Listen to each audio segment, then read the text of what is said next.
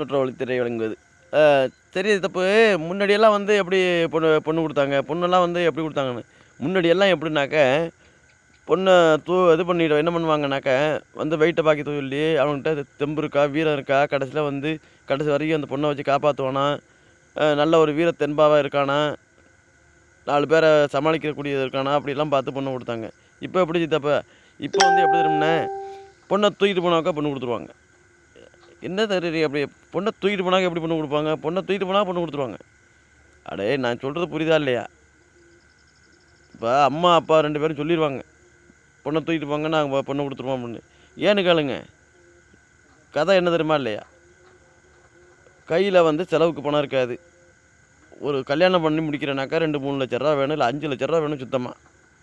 5 லட்ச ரூபா, 10 லட்ச ரூபா வேணும். என்ன? இத கொண்டு போய் 5 லட்ச ரூபா, 10 லட்ச ரூபா செலவு பண்ணி, அப்புறம் இருக்கிறவனுக்கெல்லாம் கடன குடுத்து, உடனே குடுத்து வரதுக்குள்ளயும் அதுக்குள்ளயும் மேல மாட்டிக்கிட்டு கீழ தொங்குற மாரி ஆகி போயிரும். கதை எப்படியா இருக்கும்?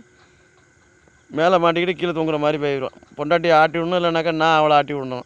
இல்லைனாக்கா 2 பேரும் சேர்ந்து மேல தொங்கிக்கிட்டு இன்னொருத்தர் யாராச்சும் கூப்பிட்டு வச்சு ஆட்டி விடணும். அந்த மாரி கடன் சுமை ஆகி போயிரும். ஒண்ணும் பண்ண முடியாது. 5 லட்ச ரூபா, 10 லட்ச ரூபா போயிட்டுனாக்க. இதுக்காக தப்பு டக்குன்னு என்ன செய்வாங்க அப்படின்னாக்க, ஒண்ணும் பிரச்சனை இல்லாம உங்க வீட்டுக்காரர விட்டு தூக்கிட்டு போக சொல்லு அப்படின்னா, தூக்கிட்டு போறவன பொண்ணு குடுத்துருவாங்க அவ்வளோதான். அப்புறம் தூக்கிட்டு போய் தான் பொண்ணு குடுத்தானே ஆகணும். அதான் இப்ப கதை. என்னய்யா இதான்யா கதை இன்னைக்கு இப்போ உள்ள சூழ்நிலை அப்படித்தான்யா. இதையா கதையே. கதை அம்சமே.